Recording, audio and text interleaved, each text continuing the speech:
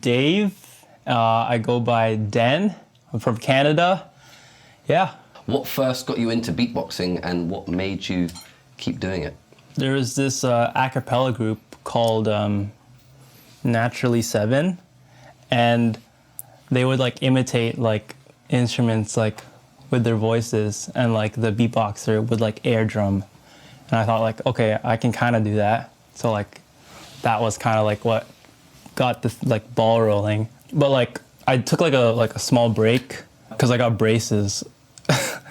And but after that, like what like kind of like kept me going was actually like a one specific video. It was the Korean Effects throat bass tutorial video, right? I think they deleted that video though, but like now it's long gone. But that one video was like, I want to learn how to do throat bass, and I just worked on it. And then like upon that, I just kept learning sounds, and then, you know. What made you want to start competing at a professional level, and what makes you want to specifically compete at GBB? Seeing other like beatboxers just like, you know, gives me like inspiration, like, hey, or like I want to do that too. I want to be like that person, right? And I feel like competing at like this level, like GBB, I don't know, it's like a good like goal for me. Like I'm using it like as a goal to like become like not only a better beatboxer, but like a better artist in general. What is the best part of competing at GBB for you, and in your rise, do you think it will help in any way for your beatboxing career? Not to sound like all like egotistical, but like the whole like, I guess, hype around the entire like competition, it's gonna help me like just like, you know, showcase me to like so many other people who like still don't know me yet. And because I do have like material that is like, you know, catered specifically to like the beatbox community. But I know that GBB also gets a lot of like other viewers from like non-beatboxers, right?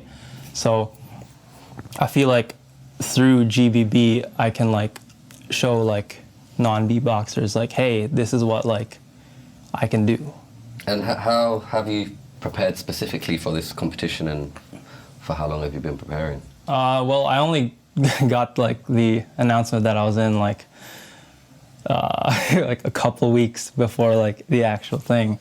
So, but I did like two main things that like I kind of did to prepare. Like one of them was like I just did like a little performance at my family's like Thanksgiving party. You know, we always have like these big like parties. So I was like, okay, let me like do a little like performance beatbox thing, because I haven't performed live in so long. So I was like, okay, this is a good chance for me to like, you know, see what like I've lost in like the time I've just spent like, you know, with the online battles, and like kind of like learn from like, okay, you know, this is what I can do now, and what do I need to work on. And then another thing that I did to prepare was actually one of my friends, shout out Kali, he invited me to this it's like a jam session with like a bunch of other like musicians with like instruments, and like they just jam out.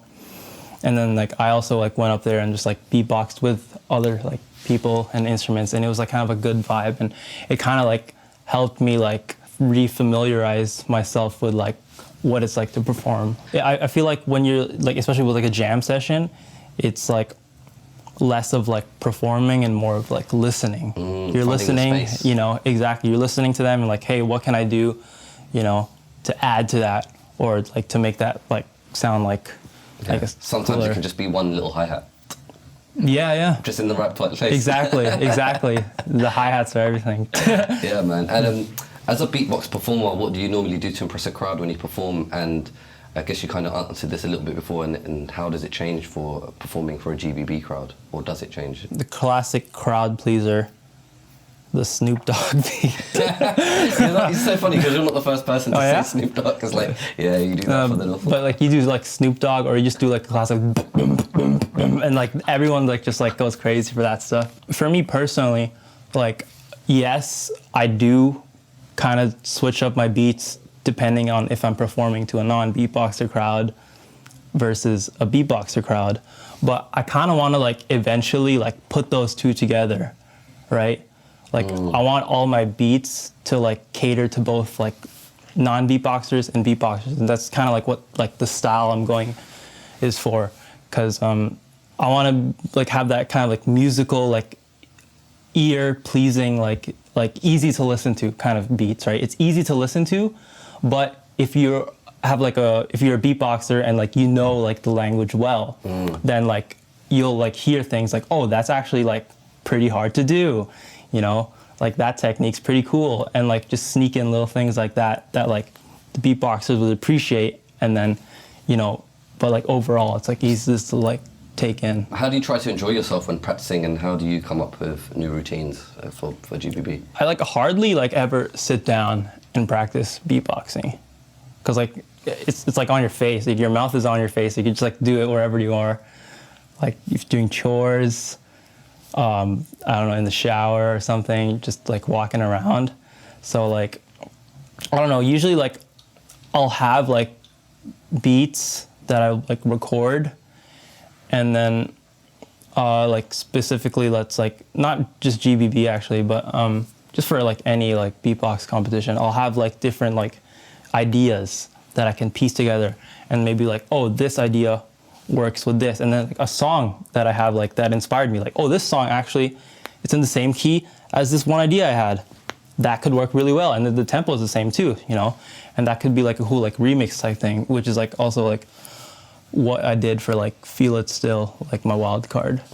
You know, I was like, oh, let me like slow this down and like see what I could do with it, and then, you know, it's all just like a bunch of like experimentation, but it's not like experimenting as like I write it down. It's all like just comes natural. Like I feel like the more you do it, you know, it just helps. What would be your number one tip to all beatboxers out there when it comes to putting on a good show? I would say is like what I said before, is just like cater to both, like I guess demographics, but like, you know, do like the hype stuff that like the beatboxers would like, and then like, you know, do also I guess the hype stuff I'm using the same word, but for like the non-beatboxers. Besides the GBB stage and in front of beatboxers, where else would you like to perform, or do you perform already, and like what is your all-time kind of dream crowd or stage to perform in front of, or what kind of gigs? Is it festivals or corporate gigs or teaching or workshops? I'll kind of answer this question a little bit vaguely, but there's not like a specific like place I want to perform, but eventually I want to be able to perform beatboxing to like the mainstream like music industry, because you'll see like a bunch of like I guess beatboxers on like the mainstream music scene, and like they're not I would say like an accurate representation of what the beatboxing scene is capable now, right? And I know some people are saying that like, oh, you know, let's get real beatboxers on like these like big shows and whatnot to show like the mainstream like what beatboxers can actually do. But I also want to think of it like the other way around. I want to be able to show beatboxers like, you know, what you can use the mainstream media for in your beatboxing, right? And it's kind of off topic, but it's like I kind of want like my style to be like both musical and like battle-y, because you know how there's like this comment saying, oh, he's a musicality beatboxer, but he's not that good in battling, or he's a showcaser beatboxer, he's not good in battling.